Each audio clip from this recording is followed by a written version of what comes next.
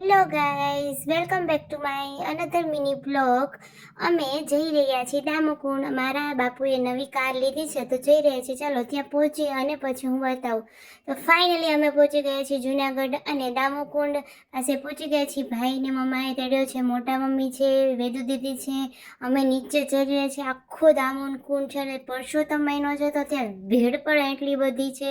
અને પછી હવે સોનુબાને અમે બંને ભાઈ બહેનો નવડાવી રહ્યા છીએ. પછી મારો ભાઈ બીજું બાને પણ નવડાવી રહ્યો છે. હવે મારા મમ્મી અને સોનુબા બંને દામોકુંડમાં નાહી રહ્યા છે. ત્યાંથી અમે જઈ રહ્યા છીએ હવે ભવનાથનું એટલું મસ્ત મંદિર જોઈને દિલ ખુશ થઈ ગયું. હર હર મહાદેવ કહેવાનું મન થઈ ગયું. અને ત્યાં મેં મહાદેવને બધા ભેગા મળીને લોટી ચડાવી અને મહાદેવને ઓમ નમઃ શિવાયના જાપો કર્યા અને ઓમ નમઃ શિવાય બોલતા બોલતા અમે બધાએ લોટી ચડાવી. મારા મોટા મમ્મી છે, મમ્મી છે, હું, બા બધા લોટી ચડાવી રહ્યા હતા. ત્યાંથી અમે એક આ કુંડ હતો તે કુંડ પણ જોયો અને એની અંદર સિક્કો ફેંકવાનો હોય તો મારા સોનુબાએ સિક્કો પણ ફેંક્યો.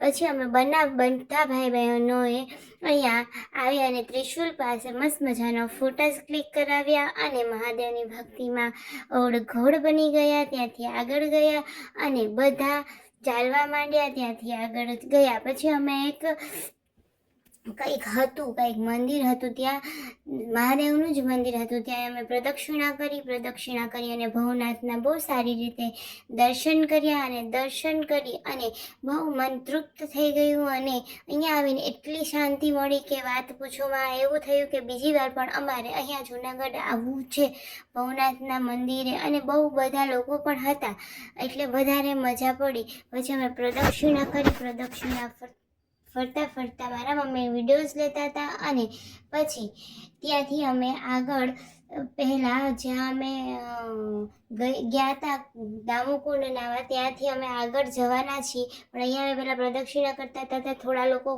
ખબર નહીં કંઈક નવીન વસ્તુ કરતા હતા તો અમે બધું જોવામાં રહ્યા.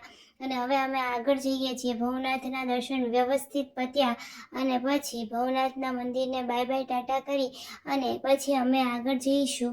અને મને તો એવું થાય છે કે હું બીજી વાર મંદિરની અંદર જતી રહું. તો હું પાછી પણ મંદિરની અંદર જતી હતી પણ મમ્માએ કીધું ચાલ હવે મોડું થાય છે તો જવું છે તો હું પાછી વળી ગઈ. અને પછી અમે ત્યાંથી આગળ ગયા. ત્યાં એક દામોકુંડની ઉપર એક પણ મંદિર છે, ત્યાં અમે ઘણા બધા સ્ટેપ ચડી અને ત્યાં પણ પગે લાગવા ગયા. હું ને મારી દીદી જોડે હતું, પ્રદ્યુમનભાઈ પણ છે અને રુદ્ર તો કોઈના હાથમાં પણ રહેતો નહોતો. એ તો દોડીને બધાથી પહેલાં જ ચડી જતો હતો અને તેને બહુ જ મજા આવતી હતી. તે પહેલી વાર આવી રીતે કોઈ ટ્રીપમાં ગયો હતો અને તેને બહુ મજા આવતી હતી. હાઈ કરતો જતો હતો અને આગળ વધતો જતો હતો. ત્યાં મંદિર પણ બહુ ભવ્ય હતું અને અમે મંદિર જોઈને તમારું દિલ ખુશ થઈ જાય એવું મંદિર હતું. પછી અમે આગળ વધ્યા અને ત્યાં જઈ અને અમે ભગવાનને પગે લાગશું અને ઓમ નમઃ શિવાય, ઓમ ભગવતે વાસુદેવાય નમઃના જાપ પણ કર્યા. અને બહુ સરસ ડ્રોઈંગ પેઇન્ટિંગ ગાય અને